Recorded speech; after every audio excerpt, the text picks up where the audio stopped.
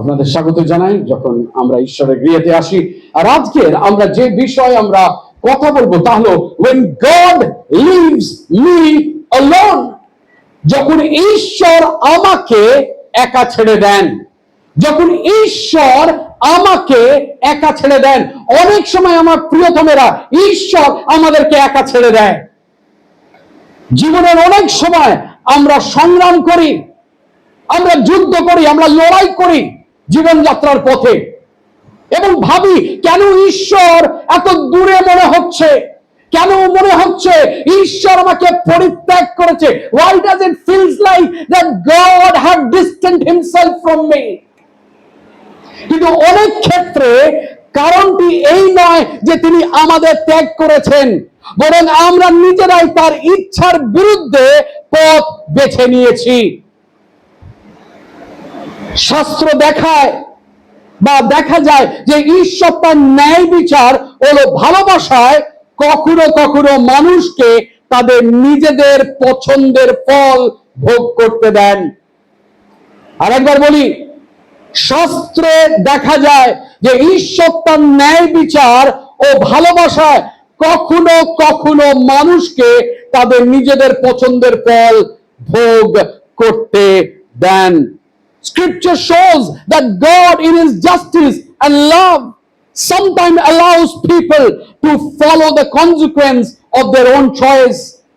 And today we will explore why God does this, example from the Bible, and how we can respond before it is too late. আজ আমরা দেখব কেন ঈশ্বর এমন করেন, বাইবেলের কিছু উদাহরণ দেখব এবং সময় শেষ হওয়ার আগে আমরা কিভাবে প্রতিক্রিয়ায় জানাতে পারি এবং কি করে ঈশ্বরের দিকে আরেকবার আমরা ফিরতে পারি। When God leaves me alone, যখন ঈশ্বর আমাকে ছেড়ে দেন, প্রথম বিষয় আপনাকে বলি, God's silence as a consequence of our choices. ঈশ্বরের নীরবতা আমাদের সিদ্ধান্তের ফল হিসাবে। ঈশ্বরের নীরবতা আমাদের সিদ্ধান্তের ফল হিসাবে। অনেক সময় আমাদের জীবনে আমরা এমন এমন সিদ্ধান্ত নিই যেগুলো হলো শাস্ত্র বিরোধী, যেগুলো হলো ঈশ্বর বিরোধী, যেগুলো হলো ঈশ্বর কেন্দ্রিক নয়, যেটা ঈশ্বরের আত্মার দ্বারা পরিচালিত নয়। আর যখন আমরা সেই সিদ্ধান্তগুলোকে নিই তখন ঈশ্বর নীরব হয়ে যায়। When we take those decisions in life which is not influenced by the Spirit of God, which is not led by the Spirit of God, it is because of our carnality, it is because of our fleshly desires, God seems to be quiet. Hitopadesha তার 1 অধ্যায় 24 থেকে 31 পদ যদি আপনি পড়েন, হিতোপদেশ তার 1 অধ্যায় 24 থেকে 31 পদ, আমরা পুরোটা পড়বো না, কিন্তু সেখানে বলা হচ্ছে ঈশ্বর বলেন, আমি ডেকেছি কিন্তু তোমরা শোনোনি, তাই তোমাদের বিপদে আমি হাসব। ঈশ্বর বলছে, আমি ডেকেছি কিন্তু তোমরা শোনোনি, তাই তোমাদের বিপদে আমি হাসব। ঈশ্বর তার বাক্য, তার আত্মা এবং তার দাসের মাধ্যমে আমাদেরকে সতর্কতা দেন এবং করেন। যখন আমরা অবদ্ধতায় স্থির থাকি বা তার নির্দেশনা উপেক্ষা করি তখন তিনি পিছিয়ে যান এবং স্বাভাবিক ফলাফলগুলো ঘটতে দেন। অনেক সময় আমাদের যে মানসিক অভিলাষ রয়েছে তার দ্বারা চালিত হয়ে আমরা জীবনের অনেক সিদ্ধান্ত নিই, আর যখন সেই সিদ্ধান্তগুলো শাস্ত্র অনুযায়ী হয় না, যখন সেগুলো খ্রিস্ট কেন্দ্রিক হয় না, তখন ঈশ্বর নীরব থাকেন। আর তার সবচেয়ে ভালো উদাহরণ কি জানেন? যখন একজন খ্রিস্ট বিশ্বাসী অবিশ্বাসীকে বিয়ে করে, যখন একজন খ্রিস্ট বিশ্বাসী অবিশ্বাসীকে বিয়ে করে, ঈশ্বর নীরব থাকে। ঈশ্বর তাদেরকে করতে দেয় তারা যে ভুল করছে। অনেকে আমাকে এসে বলে, কিন্তু পাস্টার, আমি এমন ঘটনা জানি যেখানে একজন অবিশ্বাসীকে বিয়ে করেছে কিন্তু সে বিশ্বাসে এসছে। তাহলে আমি বলবো তাদেরকে যে তারা জুয়া খেলছে। জুয়াতে কবি আমরা জিতি আর কখনো আমরা হারি। আমাদের জীবন নিয়ে আমরা ছিনিমিনি করি না, আমরা জুয়া খেলি না, আমরা শাস্ত্র অনুযায়ী, ঈশ্বরের বাক্য অনুযায়ী আমরা চলি। 100টা কেসের মধ্যে হয়তো একজন প্রভুতে এসছে, কিন্তু বাকি 99 জন নাও আসতে পারে। আর যখন সেই সিদ্ধান্তগুলো আমরা নিই, আমরা বেপথে যাচ্ছি, আমরা ভুল পথে যাচ্ছি, ঈশ্বরের আজ্ঞা আমাদেরকে বলছে কি করতে হবে, কিন্তু তার সত্ত্বেও আমরা সেটাকে উল্লঙ্ঘন করি, আমরা সেই বাক্যের অবাধ্য হই। আর তার কিছু বছর পরে আমরা তার ফলাফলগুলোকে আমরা পাই। যখন আমরা ভুল করি, তখন ঈশ্বর তার আত্মার দ্বারা আমাদেরকে নাড়া দেয়, ঈশ্বর তার বাক্যের দ্বারা আমাদের চোখের সামনে উদ্ভাসিত হয়, ঈশ্বরের দাসের দ্বারা তিনি আমাদেরকে সতর্ক করেন। কিন্তু আমার প্রিয়তমেরা, অনেক সময় আমরা তা সত্ত্বেও আমরা সেই ভুলগুলোকে আমরা করি। তাই জন্য কেউ বলেছে না, ম্যারেজ ইজ ব্লাইন্ড, মানে love is blind but marriage is eye opener. প্রেম অন্ধ, কিন্তু বিয়ে চোখ খুলে দেয়। প্রেম অন্ধ, তখন আপনি দেখবেন তারা দাঁড়িয়ে রয়েছে কত সকালবেলা গিয়ে একবার প্রেমিকার মুখ দেখার জন্য, কিন্তু বিয়ের কিছু বছর পরে মুখটা ঘুরিয়ে শুয়ে পড়বে।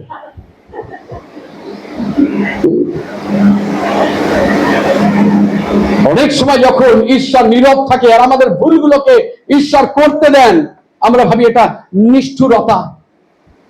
ঈশ্বর, God is very cruel. My friend, this is not cruelty. It is the justice of a loving God who respects your and my decision. এটা নিষ্ঠুরতা নয়, বরং এটি এক প্রেমময় ঈশ্বরের ন্যায় বিচার, যিনি মানুষের স্বাধীন ইচ্ছাকে সম্মান করেন। ঈশ্বর আপনার সিদ্ধান্তকেও সম্মান করবে। তাই জন্য আমরা কি বলি, যে আপনি যা আপনার ইচ্ছা সেই অনুযায়ী প্রার্থনা করবেন না, আপনি প্রার্থনা করুন ঈশ্বরের কি ইচ্ছা তাই অনুযায়ী, তাই না? তাই জন্য আমরা বলি, তোমার ইচ্ছা স্বর্গে যেমন পৃথিবীতেও তেমন সিদ্ধ হোক। তার মানে কি, তোমার ইচ্ছা স্বর্গে যেমন আমার জীবনেও তাই ঘটুক। তাই জন্য প্রভু যীশু প্রার্থনা করছে, আমার ইচ্ছা নয় কিন্তু তোমার ইচ্ছা। কেন? কারণ অনেক সময় আমাদের ইচ্ছা মানসিক অভিলাষ থেকে আসে, হিংসা থেকে আসে, ক্রোধ থেকে আসে, কিন্তু যখন ঈশ্বরের আত্মা আমাদেরকে চালনা করবে, সেটা ঐশ্বরিক চিন্তাধারা থেকে আসবে। তাই জন্য যিশায়া তার 57 অধ্যায় 17 পদ কি বলছে? Isaiah 57 verse 70 says, I was angry with my people, I have profaned my inheritance, I gave them over to their stubborn hearts to follow their own devices. আমি তাদের একগুঁয়েমির কারণে তাদের নিজেদের পথে চলতে দিয়েছি। কেরি ভার্সন বা বাংলা সমকালীন যে সংস্করণ রয়েছে সেটা বলছে, আমি তার পাপিষ্ঠ লোভের জন্য ক্রোধিত হইয়াছিলাম, আমি তাকে শাস্তি দিয়াছিলাম এবং ক্রোধে আমার মুখ লুকাইয়াছিলাম, তবুও সে তার ইচ্ছা মতন জীবন যাপন করা ছাড়েনি। অনেক সময় যখন আমাদের ইচ্ছা মতন আমরা জীবন যাপন করি, তখন ঈশ্বর নীরব হয়ে যায়, তিনি আর আমাদের জীবনের মধ্যে হস্তক্ষেপ করে না, তখন সে আমাদের সঙ্গে সে কথা বলে না। God may allow self-destructive path to teach, correct and awaken repentance. ঈশ্বর কখনো কখনো আত্মবিনাশিনী পথকে অনুমতি দেন যাতে আমরা শিক্ষা পাই। আমরা অনেক সময় বলি না বাঙালিরা, থেকে শেখে, করে শেখে। আর ঠিক তাই, যখন আমরা ভুল সিদ্ধান্ত নিই, ঈশ্বর বলা সত্ত্বেও আমরা একগুঁয়ে হই এবং কারোর কথা শুনি না, বাবা মায়ের কথা শুনি না, পালকের কথা শুনি না, যারা প্রাচীন রয়েছে তাদের কথা শুনি না, আমার যা ইচ্ছা আমি করব। জেনারেশন জেড না, তাদের একটাই মন্ত্র, just do it, it's my life, এটা আমার জীবন, আমি জানি কি করতে হবে। But if that's your attitude, let me tell you, then you are on the wrong path. You are walking the wrong path, because you are not allowing anybody to speak into your life. Allow somebody to speak into your life. আমরা যেন কখনো না বলি এটা আমার জীবন, আমার যা ইচ্ছা আমি তাই করব। তাহলে আমি বলি, আপনি ভুল পথে চলেছেন, কাউকে আপনার জীবনের সঙ্গে কথা বলতে দিন। তাই জন্য ঈশ্বর কখনো কখনো আত্মবিনাশিনী পথকে অনুমতি দেন আমাদের জীবনে, যাতে আমরা শিক্ষা পাই, আমরা সংশোধিত হই এবং আমরা অনুতাপ করি। আপনাকে বলি, there are ample of biblical example, বাইবেলের অনেক উদাহরণ রয়েছে যেখানে ঈশ্বর নীরব হয়ে গেছে, যখন স্বেচ্ছাচারিতা প্রবেশ করেছে তাদের জীবনে, যখন তারা স্বেচ্ছাচার কর্ম করেছে। আপনি যদি দেখেন, প্রথম উদাহরণ আপনাকে দিই, কিং সল, রাজা শাউলের জীবন। যদি আপনি প্রথম সামুয়েল তার 15 অধ্যায় আপনি পড়েন, ঈশ্বরের বাক্য এসছে রাজা শাউলের কাছে সামুয়েল ভাববাদীর দ্বারা, সে যেন আমলকীয়দের বিরুদ্ধে যুদ্ধ করে, আমলেকের সমস্ত কিছু যেন বিনষ্ট করে। আর সেখানে আমরা দেখতে পাই যে রাজা শাউলকে বলা হয়েছে সমস্ত কিছু যেন তিনি বিনষ্ট করে। সে লোক হোক, পশু হোক, শস্য হোক, সমস্ত কিছু বিনাশ করবে। কিন্তু শাউল রাজা যখন তার সৈন্য নিয়ে সেখানে আমলকীয়দের কাছে যায়, সেখানকে অগের যে রাজা ছিল তাকে সে কি করছে, সে তাকে ছড়িয়ে রাখছে, তাকে বন্দী করে রেখেছে। কিন্তু ঈশ্বর কি বলেছিল, তাকে বিনাশ করতে। তারা যখন দেখেছে সুন্দর কাপড় জামা, সেখানে অনেক ভালো মোষ গরু ভালো ভালো রয়েছে, শাউল কি বলেছে, এগুলোকে মেরো না, হত্যা করো না, এগুলো আমরা নিয়ে যাব, বস্ত্র পাত্র সমস্ত কিছু আমরা নিয়ে যাব। আর তারপরে আবার ঈশ্বরের বাক্য সামুয়েলের কাছে আসে এবং বলে, শাউল আমার অবাধ্য হয়েছে, এবং তুমি যাও এবং তার কাছে গিয়ে তুমি এই কথা বলো যে কারণ তুমি আমার অবাধ্য হয়েছ, ঈশ্বর নিজেকে তোমার থেকে সরিয়ে নিচ্ছে। কিন্তু রাজা শাউল কি বলছে জানেন? রাজা শাউল বলছে, এই যে আমি যে মেষ, যেই গরু, যে মোষ আমি এনেছি, এগুলো তো আমি এনেছি ভালো কাজের জন্য, ঈশ্বরের কাছে উৎসর্গ করার জন্য। অনেক সময় আমরা অজুহাত দিই, আমি তো ঈশ্বরের জন্য করছি, আমি এটা ঈশ্বরকে নিবেদন করব, কিন্তু সেটা হয়তো ভুল জায়গা থেকে। সাধু আমরা দেখতে পাই রাজা শাউল ঠিক তাই করেছে, এনেছে, কিন্তু তার মনের মধ্যে অন্য চিন্তাধারা ছিল। ঈশ্বর আপনাকে বিশ্বস্ত হতে বলেছে, ঈশ্বর আপনাকে বাধ্য হতে বলেছে, ঈশ্বরের বিষয়ে আপনাকে ভাবতে হবে না, আপনি শুধু আপনার বিষয় ভাবুন আর ঈশ্বরের বাধ্য হন। শাউল ঈশ্বরের আদেশ অমান্য করে নিজের ইচ্ছা অনুসরণ করেছিলেন। ঈশ্বরের আত্মা তার থেকে সরে গেলে এবং তিনি শত্রু মুখোমুখি হয়েছিলেন। এখান থেকে একটি শিক্ষা আমরা পাই, God leaves those who refuse his guidance to experience the consequence of their choice. এখান থেকে একটা আমরা শিক্ষা আমরা পাই আমার প্রিয়তমেরা, যারা ঈশ্বরের পথ প্রত্যাখ্যান করে তাদের তিনি তাদের সিদ্ধান্তের ফল ভোগ করতে দেন। আরেকবার বলি আপনাকে, যে যারা ঈশ্বরের পথ প্রত্যাখ্যান করে তাদের তিনি তাদের সিদ্ধান্তের ফল ভোগ করতে দেন। অর্ধ হৃদয় আনুগত্য খুবই বিপজ্জনক। half-hearted obedience is very dangerous. আমরা অনেক সময় প্রভুকে অর্ধ হৃদয় অনুসরণ করি, অনেক সময় আমাদের যা বলা হয় বা যা করতে বলা হয় আমরা তা আংশিকভাবে পালন করি, কিন্তু আমাদের আনুগত্য হওয়া উচিত পূর্ণ হৃদয়ের। আমাদের সম্পূর্ণভাবে আনুগত্য হতে হবে, স্বার্থ সাপেক্ষ নয়। যেটা আমার মনে হলো যে আমি এটাই বাধ্য হব, আমি সেটাই বাধ্য হব, এটা মনে হয় না বাধ্য হওয়ার প্রয়োজন রয়েছে, এটাকে আমি বাধ্য হব না, সেরকম হওয়া চলবে না। রাজা শাউল তাই করেছিল, তাকে একটা কাজ দেওয়া হয়েছিল, তাকে বাধ্য হতে বলা হয়েছিল, তিনি আংশিক বাধ্য হয়েছিলেন, আর তার ফলে ঈশ্বর তার থেকে সরে গেছিল। দ্বিতীয় উদাহরণ আজকের আপনার সামনে রাখি, এলির পুত্রদের। প্রথম সামুয়েল তার 2 অধ্যায় 12 থেকে 36 পদ যখন আপনি পড়বেন, সেখানে আমরা পড়তে পারি যে হোফনি এবং ফিনিয়াসের গল্প, যারা ঈশ্বরের সতর্কতা বার্তা সত্ত্বেও পাপের মধ্যে চলতে থাকে।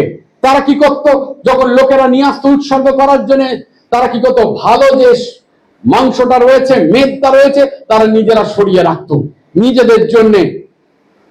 আর ঈশ্বর তাদের সেই পথে চলতে দেন যার ফল ছিল ধ্বংস।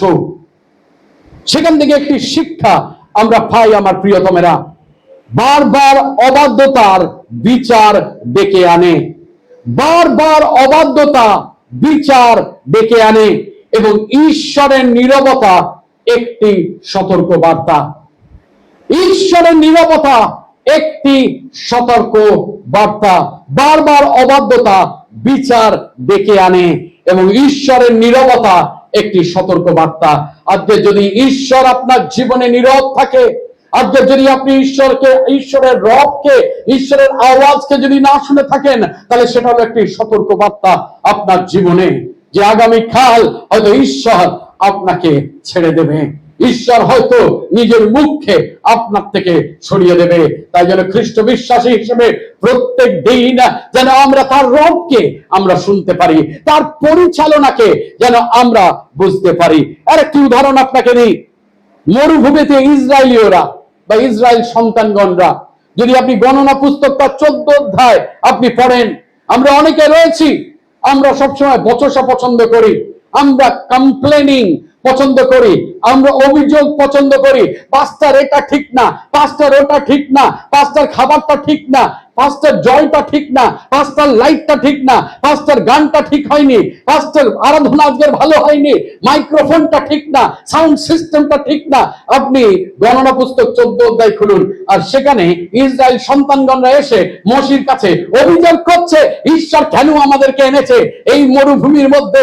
আমরা তো মিশরে ভালো ছিলাম, এখানে এসে এত গরম, এখানে জল নেই, এখানে খাবার নেই, এখানে এই নেই, এখানে সেই নেই। অভিযোগের পর অভিযোগ, অভিযোগের পর অভিযোগ। আর তারপরে ঈশ্বর বলে, এরা এত অভিযোগ করে, আমি নিজেকে এদের থেকে সরিয়ে নেব।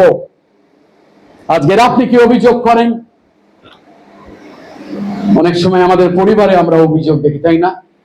আজকে কেন ডাল ভাত আলু মাখা, আজকের কেন পুঁই শাকের ঘ্যাট আর ডাল ভাত, আজকের কেন এই খাবার হয়েছে, আজকে কেন ওই খাবার হয়েছে। যা আসবে পাতে তাই যেন যায় পেটে, because that's the grace of god. অনেক সময় আমরা অভিযোগ করি। অভিযোগের আত্মা যদি আপনার মধ্যে থাকে, ঈশ্বর তার আত্মাকে আপনার থেকে সরিয়ে নেবে। আর তার ফলাফল কি হয়েছিল জানেন?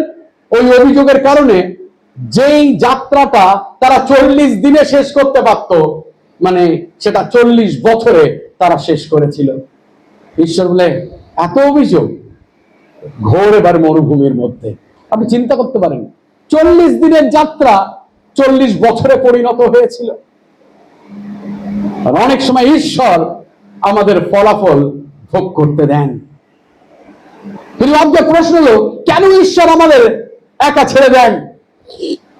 কেন পাস্টার আমাদেরকে ঈশ্বর একা ছেড়ে দেন যখন আমরা নিজেদের কাজ নিজেরা করি, নিজেদের সিদ্ধান্তে নিজেরা চলি? আপনাকে বলি কেন। প্রথমত, স্বাধীন ইচ্ছাকে সম্মান করতে। ঈশ্বর আপনার ইচ্ছেকে সম্মান করে। ঈশ্বর বলে, আমি তোমার সামনে আশীর্বাদ এবং অভিশাপ রেখেছি, আমি তোমার সঙ্গে জীবন এবং মৃত্যু রেখেছি, তুমি বেছে নাও তুমি কোনটা নেবে। আর অনেক সময় আমরা মৃত্যুকে বেছে নিই, অনেক সময় আমরা অভিশাপকে বেছে নিই। কিন্তু ঈশ্বর সেটা পরিকল্পনা এবং উদ্দেশ্য নয় আপনার এবং আমার জীবনের জন্য। অভিশাপ এবং মৃত্যু আপনার এবং আমার জীবনের জন্য ঈশ্বরের পরিকল্পনায়। কিন্তু ঈশ্বরের পরিকল্পনা যাতে আমরা আশীর্বাদ পাই, ঈশ্বরের পরিকল্পনা যেন আমরা এগিয়ে যেতে পারি, ঈশ্বরের পরিকল্পনা যেন আমরা সাফল্যতা পাই। কিন্তু অনেক সময় আমরা বুঝি না। অনেক সময় যে ঈশ্বর আমাদেরকে আহ্বান করে পরিচর্যার জন্য, আর সেই মুহূর্তগুলোতে আমরা আমাদের ইচ্ছাকে বাস্তবায়িত করার চেষ্টা করি। আমি জানি না আপনি করেছেন কিনা, আমি করেছি। যখন আমাকে কেউ বলেছিল, যখন আমার 16 বছর বয়স, যে ঈশ্বর তোকে পরিচর্যার জন্য ডেকেছে, আর আমি হেসে বলেছিলাম, পাদ্রী হবে। পাদ্রী কে হতে চায়? আমি পাদ্রী হতে চাই না, আমি বড় কিছু হতে চাই। আমি কোম্পানি সেক্রেটারিশিপ করছিলাম, আমি সেন্ট জেভিয়ার্স কলেজে পড়াশোনা করছিলাম, তারপরে আরেকবার কেউ আমাকে বলল যে ঈশ্বর অভিষেক তোর উপরে রয়েছে, ঈশ্বর তোকে বলেছে, তোকে ডাকছে পরিচর্যাতে। হ্যাঁ দেখ, পাস্টার হবে, খেয়ে দে, কাজ নেই। But then God have a plan. যদি ঈশ্বর আপনাকে ডেকে থাকে, তিনি উপায়ও বার করবে আপনাকে ফিরিয়ে আনার তার পরিচর্যাতে। কিন্তু যদি অনেক সময়, কিন্তু আমাদের বাঙালিদের মধ্যে একটা জিনিস আছে, কি বলুন তো, আমরা সরকারি চাকরি চাই সবসময়, সরকারি চাকরি গ্যারান্টি। সরকার আপনাকে সেই গ্যারান্টি দিতে পারবে না যে আমার ঈশ্বর আপনাকে গ্যারান্টি দেবে। অনেক সময় আমরা সেই ভুল সিদ্ধান্তগুলো নিই। কেন তাহলে আমাদের এরকম ঈশ্বর একা ছেড়ে দেয়? যাতে আমরা অনুতাপ জাগে আমাদের জীবনে, অনুতাপ জাগাতে ঈশ্বর ছেড়ে দেয় আমাদেরকে আমাদের হালে। অনেক সময় আমরা যখন বন্ধুদের সঙ্গে ঝগড়া হয়, বা আমরা যখন তিক্ততার সঙ্গে বাড়িতে এসেছি, আর যখন মা বাবা বলতে যায়, হ্যাঁ রে কি হলো রে, আমরা কি বলি, তা চুপ করো তো, আমাকে আমার মতো ছেড়ে দাও। ভাই কেন জানেন? এই কারণে। তখন বাবা মারা বোকামো করে, কেন জানেন? বল না কি হয়েছে, বল না কি হয়েছে, বল না কি হয়েছে। আমাদের বাঙালিদের একটি সমস্যা রয়েছে, আমরা হ্যাঁ আর না বুঝি না। আমরা না বললে হ্যাঁ ভাবি, আর হ্যাঁ বললে না ভাবি। আপনি দেখবেন কোনোদিন নিজের স্ত্রীকে নিয়ে যাবেন ফুচকা খাওয়াতে, আর জিজ্ঞেস করবেন ফুচকা খাবে না, আপনি ভাববেন না, তো চলো। বাড়িতে গিয়ে বলবে, একবারই জিজ্ঞেস করলে আর না বললে বা তারপরে তুমি শুনলে না, তা না তো নাই বুঝবো না। আবার একে কি করে বুঝবো নমিতা দিন না মানে হলো হ্যাঁ। আবার আপনি কারোর বাড়িতে যাবেন, এই পাস্টার মিষ্টি, আমার ডায়াবেটিস, আমি মিষ্টি খাই না। না না না না না না পাস্টার, একটা তো খেতেই হবে, আপনি মরে গেলেও কিছু যায় আসে না, কিন্তু একটা খেয়ে মরুন। না না না পাস্টার, একটা খেতে হবে। না বলছি সে ভাবছে হ্যাঁ। বাইবেল কি বলে জানেন?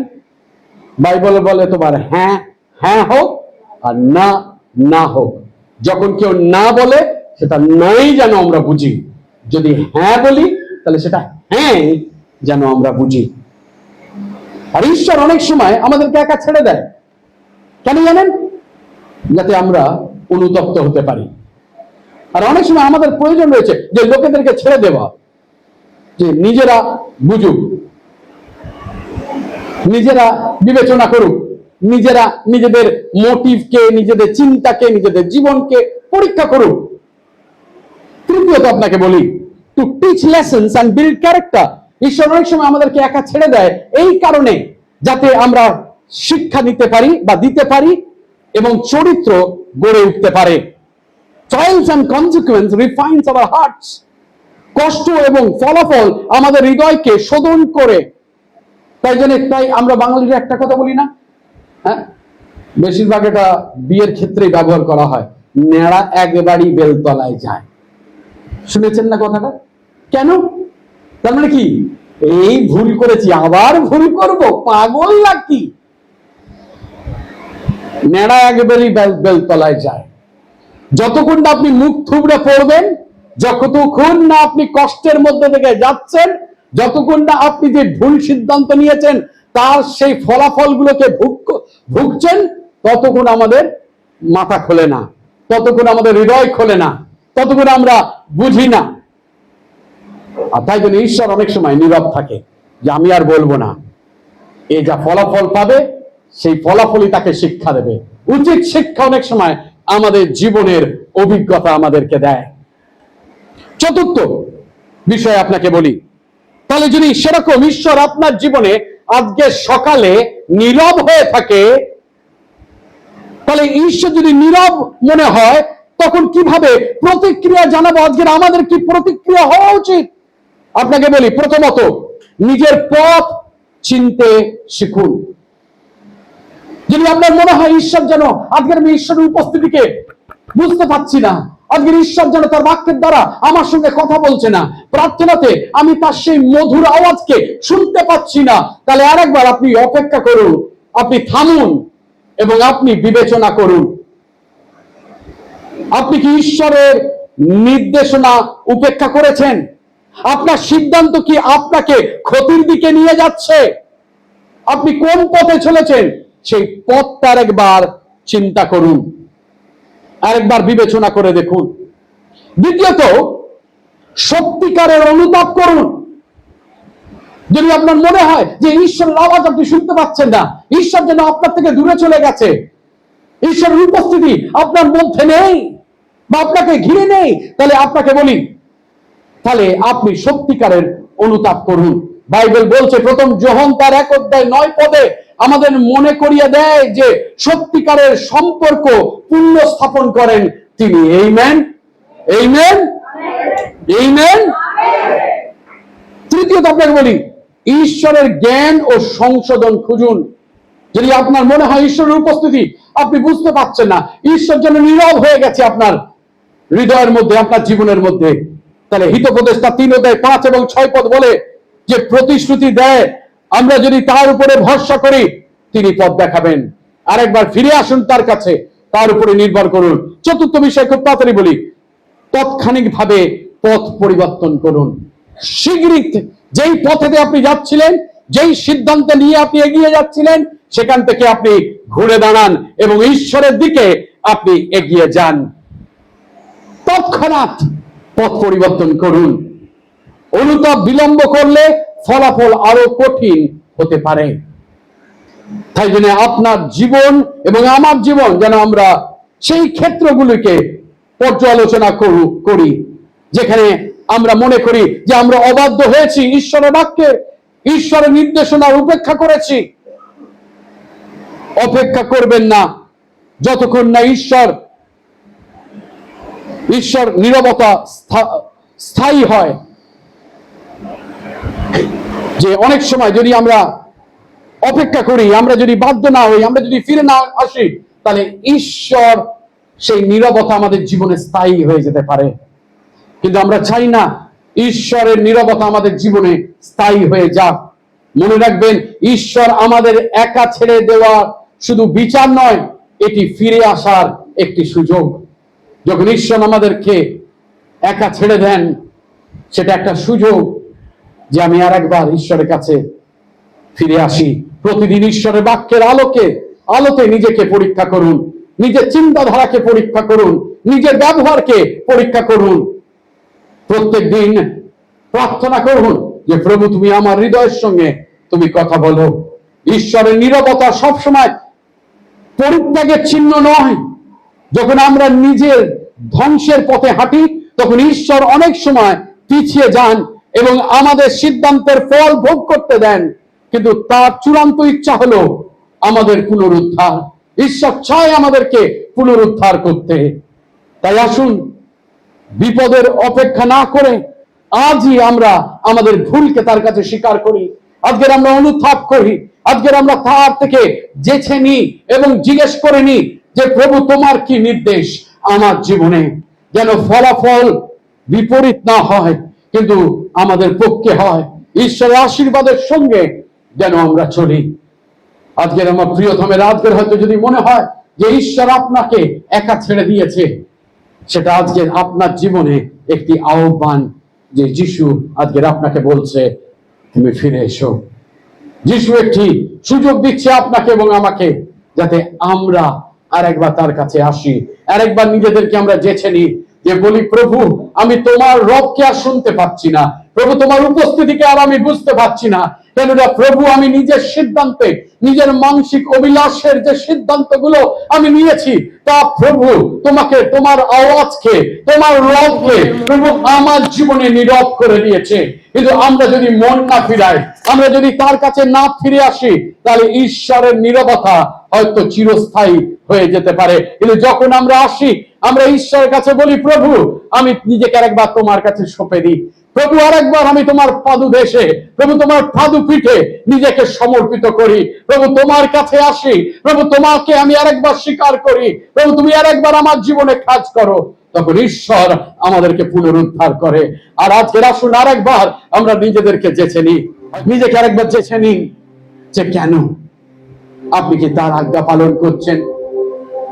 আপনি কি তার আনুগত্য? Are you obedient? নাকি আজকের আপনি ঈশ্বরের বিপক্ষে দাঁড়ান, ঈশ্বর থেকে দূরে সরে গেছেন? When we come to him, যখন আমরা তার কাছে আসি, ঈশ্বর তখন অলৌকিক কাজ করে। God is a wonderful God. আমার যিশু একজন খুব লাভিং গড, প্রেমময় পিতা। কিন্তু অনেক সময় প্রেমময় পিতাও তার হৃদয়কে কঠিন করে নেয়, যাতে আমরা শিখতে পারি। ঠিক আমাদের বাবা মায়ের মতন, যখন আমরা জেদ করি, যখন আমরা জেদে আমরা কিছু করতে চাই, তারা বারংবার বারণ করার পরেও আমরা যখন সেটা করি, আমাদের ভুলের ফলাফল আমাদেরকে ভুগতে হয়। আর আমাদের জীবনে, ব্যক্তিগত জীবনে অনেকে আমরা রয়েছি যারা হয়তো আমাদের জীবনের সিদ্ধান্তের ফলাফল ভুগছি। But God restores. ঈশ্বর পুনরুদ্ধার করে।